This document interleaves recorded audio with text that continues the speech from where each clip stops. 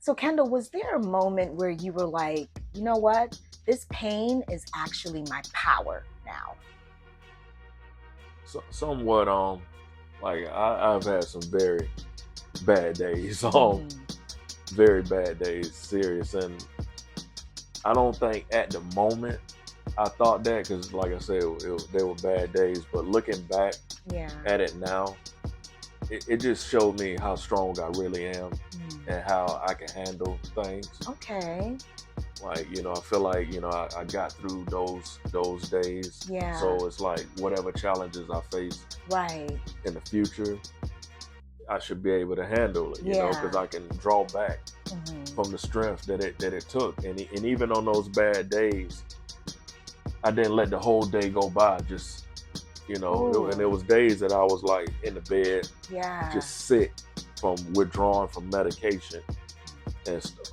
Excuse me, and stuff, because pain doctor wouldn't refill stuff, or maybe the refill date I ran out before for some reason, so I had to just like fight through it. Wow. And everything. A lot of days, a lot of days. I went through like maybe my first summer after like that. Really? And, yeah, like it's crazy, like the stuff I had to deal with. Yeah. Just trying to recover. It would have drove a normal person insane. Yeah. Sometimes I pat myself on the back like, man, you still got your mind and still strong-minded, even though you done dealt with all of this. Yeah. So like I say, looking back at all of that, it really helped shape me and made me a more powerful person. I feel like, yeah. And you know what? That's the thing that I find striking about you is in conversing with you, like you have such a positive outlook on life, but you've been through so much. Whereas, yes, I have met other people where it's like they wear their pain. My God. Like it's like a cloud of pain around them. You know what I'm saying? To the point where you're like, bro, I don't even want to be around you. I know people like that too, and that's what made me want to do the total opposite. Yeah. And I could have been the same way. I luckily I was blessed with a great support system. Like my psychiatrist was my psychiatrist in the hospital, and she told me, she was like, Kendall, you're not gonna get away from me. Right. And she stuck by it. Wow. Like serious. After they amputated me, I hated everybody in that hospital. Yeah. When I left there, I said, I'm not gonna see none of these people again. That's what I was thinking. Okay. And she would reach out to me, send me emails to come to the different support groups. I wasn't checking emails. By the time I checked email, I had like almost 50,000 emails on my computer over like 3 months later. Right. And I had an appointment with my doctor, the same lady who amputated me. Yeah. And that psychiatrist came to that appointment. When I walked out of the doctor's office, she was sitting right there in the lobby. Oh my God. And she was like, I told you, Kendall, you're not getting away from me. And I was like real down right there.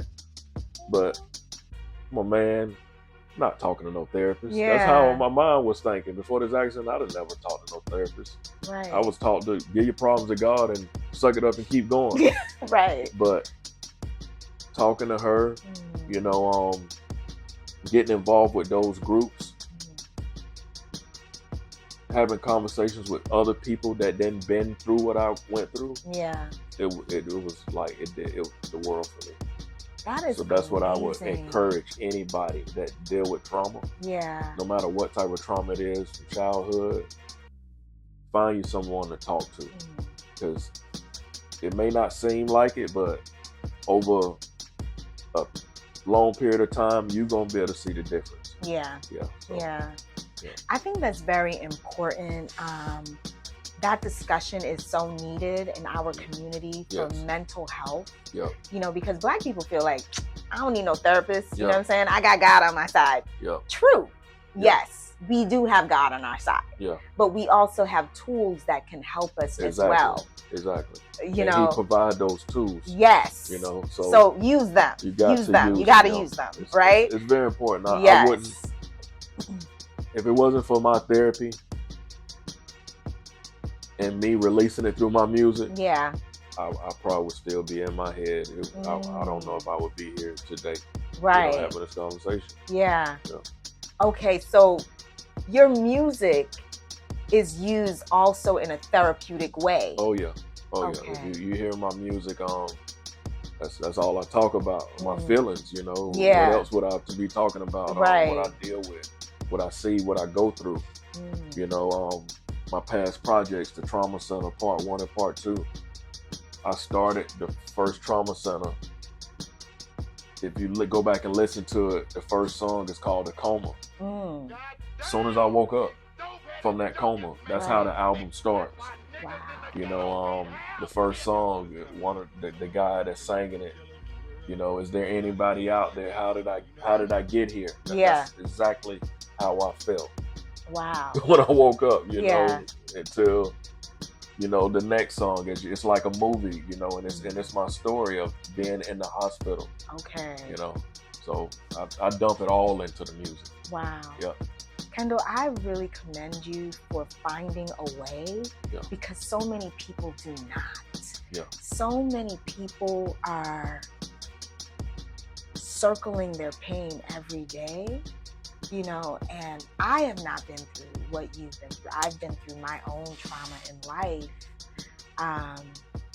But every day I made it a point to wake up, take a shower, and go for a walk, and that really got me out of my own head, right? Because your thoughts can be your own detriment. Your thoughts, your mindset, that's all we have.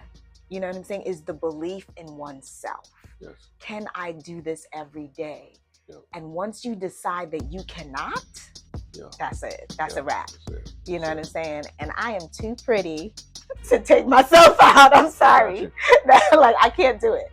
I've often told myself and just prayed to God, because I'm like, God, give me the strength to go another day. Yeah.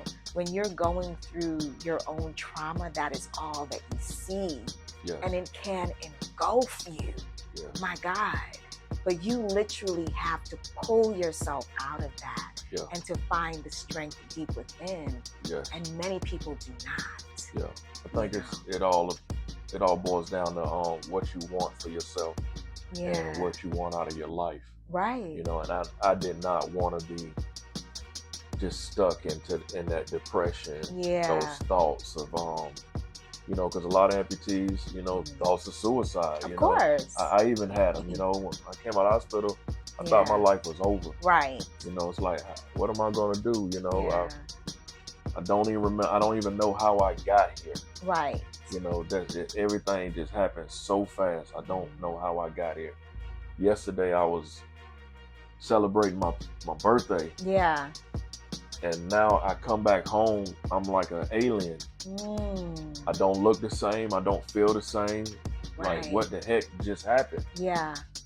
And I didn't want to be in that depressed state, and I was for a while. Right. The medication that they give you, it has you like that. Really? Yeah, the medication, that hydromorphine that I was on, all that stuff affects your body. The nerve medication to help deal with the phantom pain and stuff, it just has you sleeping all day long. Oh, wow. The different things and all that just lead to cloudiness. I couldn't even think straight. I barely could see straight. Okay. My days was just spent sitting on the couch, staring out the window, watching the cars pass by. Wow. And I was like, man, all I'm doing is just sitting here watching life pass me by. Yeah. My kids, they steady getting bigger, bills piling up. I gotta figure this out.